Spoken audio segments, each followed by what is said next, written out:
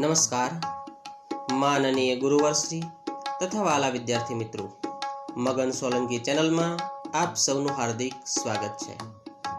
વિદ્યાર્થી મિત્રો, આજે આપણે ધોરણ 9 વિષય સંસ્કૃત પાઠ 8 કાશાયણમ કો અપરાધઃ ભગવા વસ્ત્રોનો શો અપરાધ એ પાઠની ચર્ચા।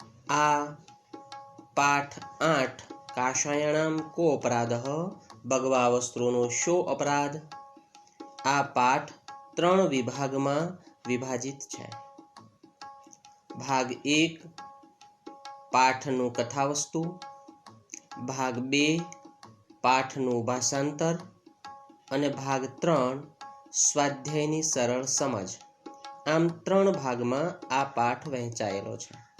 તો એમાં ભાગ 1 પાઠનું કથાવસ્તુ અથવા પાઠનું વિષય વસ્તુ એની ચર્ચા।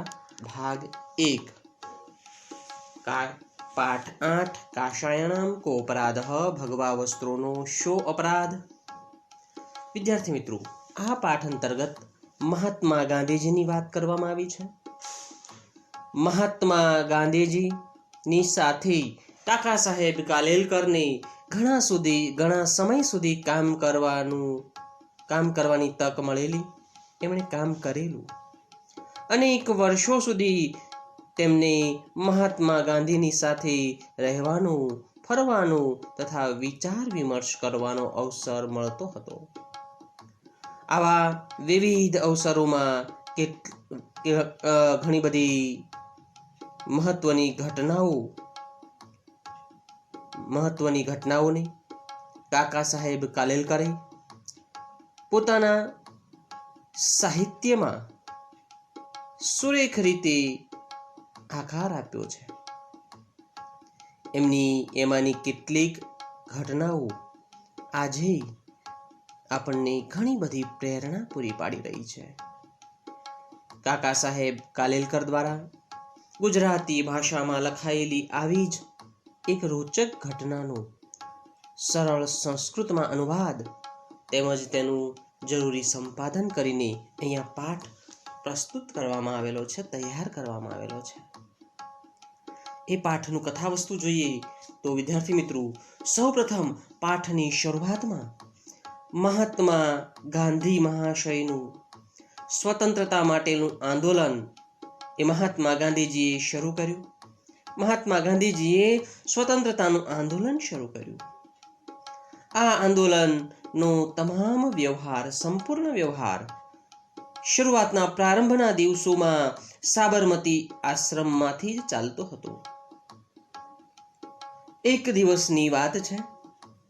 એક દિવસ સ્વામી સત્યદેવ એ સાબરમતી આશ્રમમાં આવ્યા। તેઓને પણ દેશની આઝાદી માટે કાર્યરત એવા ગાંધી મહાશયના કાર્યથી તેઓ ખૂબ પ્રસન્ન હતા અને તેમનાથી તેઓ પ્રભાવિત પણ થયેલા હતા।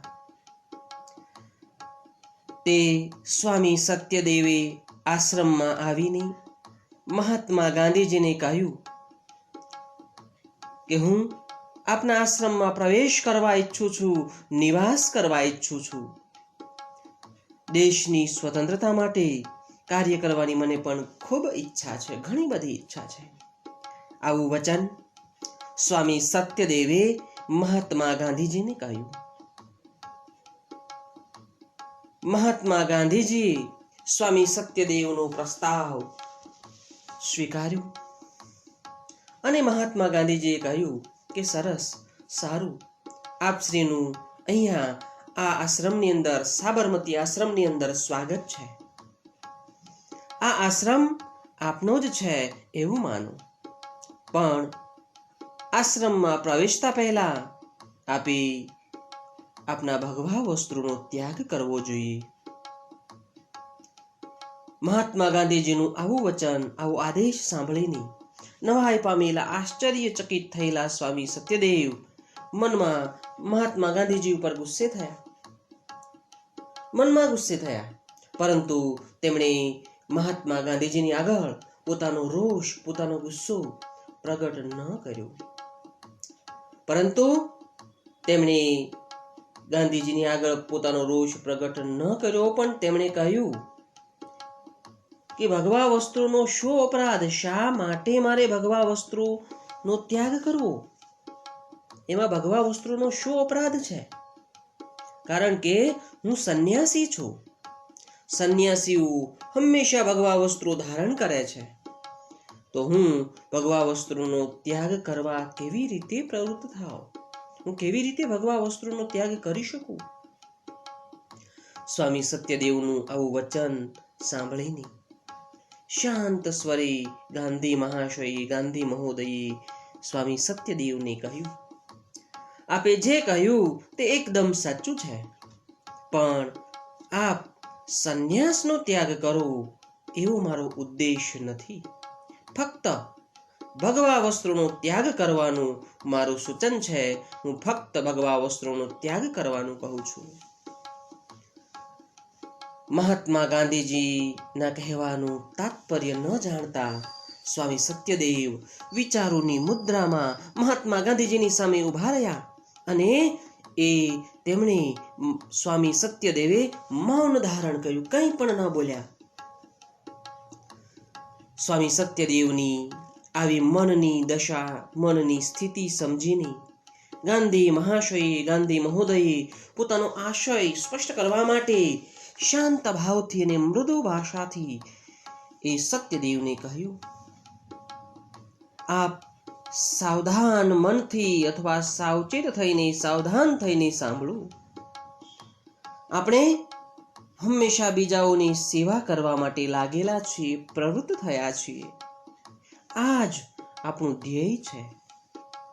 તમે જાણો છો કે આપણા દેશમાં લોકો ભગવા વસ્ત્રો ધારણ કરનાર સંન્યાસીની સેવા કરવા હંમેશા ઉત્સુક હોય છે. જ્યારે આપ સેવા કાર્ય માટે પ્રવૃત્ત થશો ત્યારે ભગવા વસ્ત્ર ધારણ કરેલા આપને જોઈને એક બાજુ તેઓ આપના સેવા કાર્યને, આપની સેવાને સ્વીકારશે નહીં, બીજી બાજુ તેઓ તમારી આપની સેવા કરવા માટે એ દેશની જનતા, દેશની પ્રજા પ્રવૃત્ત થશે. આનાથી શું આપણા ધ્યેયને હાનિ નહીં થાય? આનાથી શું આપણા ધ્યેયને નુકસાન નહીં થાય? સંન્યાસ તો મનમાં રહેલો સંકલ્પ જ છે. તેનો વેશભૂષાની સાથે કોઈ પણ દ્રષ્ટિએ સંબંધ યોગ્ય નથી. અને હું ચોક્કસપણે માનું છું કે ભગવા વસ્ત્રોનો ત્યાગ કરવાથી સંન્યાસનો ત્યાગ નહીં જ થાય. માટે આપ સ્વામી સત્યદેવ વિચારો અને ત્યારબાદ તમને જે યોગ્ય લાગે તે પ્રમાણે આપ કરો. આવું મહાત્મા ગાંધીજીનું વચન સાંભળીને સ્વામી સત્યદેવનો સંશય, એમની શંકા, તે જ ઘડીએ, તે જ ક્ષણે એમનો સંશય દૂર થયો અને તેઓ ભગવા વસ્ત્રોનો ત્યાગ કરીને એ સાબરમતી આશ્રમમાં સેવા કાર્યમાં પોતાને જોડવા માટે, યોજવા માટે તેઓ પ્રવૃત્ત થયા. આમ આ પાઠ અંતર્ગત, 8મા પાઠ અંતર્ગત કાષાયાણામ કોપરાધઃ ભગવા વસ્ત્રોનો શો અપરાધ, એ પાઠ અંતર્ગત મહાત્મા ગાંધીજી અને સ્વામી સત્યદેવની વાત એ કરવામાં આવી છે. તો વિદ્યાર્થી મિત્રો, આ કથા વસ્તુ તમને અભ્યાસમાં મદદરૂપ થઈ શકેલ હોય તો ચેનલના કોમેન્ટ બોક્સમાં આપનું શુભ નામ અને જિલ્લાનું નામ અવશ્ય લખશો અને અન્ય વિદ્યાર્થીઓને શેર કરશો. અને હા, સબસ્ક્રાઇબ કરવાનું ભૂલશો નહીં. મગનભાઈ સોલંકી આપનો આભાર માને છે. હવે પછી આપણે ભાગ 2 જોઈશું. શુભમ ભવતુ.